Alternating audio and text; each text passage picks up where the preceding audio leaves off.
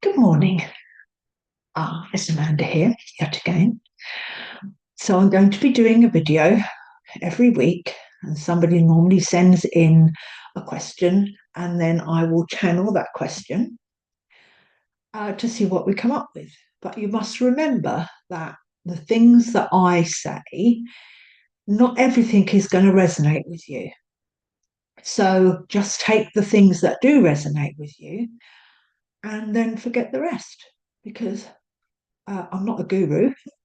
Um, so yeah, you just need to, these are life lessons that I've had, that I have learned, and my teachings are going out to you. So, as I say, not everything I say is going to resonate with you. Let's hope that one thing resonates with you. Okay, so the description or the question that was sent in last week was, should I leave my job? Now, that's really quite a big question, because I'm not about to tell you to leave your job, and I'm not going to give you permission to leave your job, but you are obviously asking for some type of permission. So that in itself is a question, as into why are you even asking that question? When people come to me, and we have, like, the clients come to me and we sit down, and they normally have two or three questions.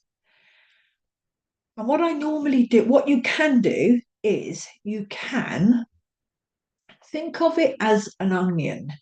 Okay, this is going to be a bit strange, but it works to get the answer that you want, because the answers are all inside, is what you're looking for. And your inside is trying to tell you the answer to your question.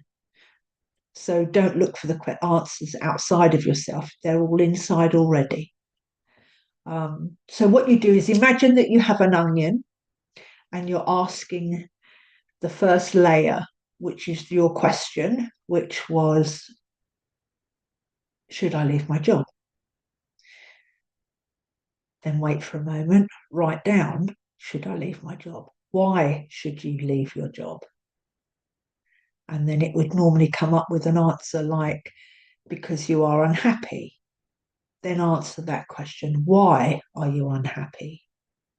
And then it might say, because John or so and so keeps being really horrible to me.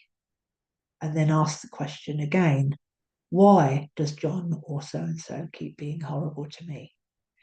So what you're doing is you're peeling the layers, always using the word why. Peel it back to around 5 questions. So each time ask yourself why 5 times. Eventually it comes to you. It works, it's really good. But you do have to practice. But there is a reason why you want to leave your job. I'm not going to give you permission, as I said. You can look at your job not just as money. Jobs are also lessons. You can learn lessons at a job, not just for money. It's the university, the universe, school of the universe. That's how I've started looking upon all sorts of things in life, and it's actually really changed my life. It slowed me down, because I used to be like a bull in a china shop, running around like a headless chicken, trying to please everybody. Don't do that anymore either. And it's a lot easier being with yourself. So the peeling of the onion is a really good way of finding why you want to leave your job. I'll tell you a little story of what happened to me once, a long time ago. I had a boss that was extremely annoying, let's say that. Long time ago, not just my bosses recently or whatever. But what happened was I found that he was really upsetting me, and in the way that he was speaking to me, in he was almost seeing me around because I suppose he is my boss, but I found it quite it was the way I was being asked. Anyway, so I did the onion.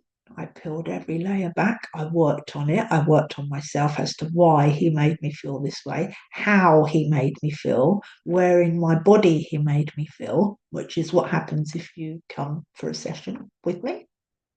We find out whereabouts, because what happens is if you hold grief in your body or something that is really annoying you, that grief in your body can turn into a disease or an ache or a pain somewhere within your body. And then you go to a healer or you go to the doctor and then he gives you pills, which that is another subject, but we're not going to touch on that one. So sometimes I have to bring myself back in line. So anyway, the boss. So it turns out that when I went on to my session with my person that I go to, because healers need healing, it turns out that my boss reminded me of a program that I had in my body, because we are programmed from very, very early in our lifetime. He was acting out as my headmaster in my school at the age of around 13.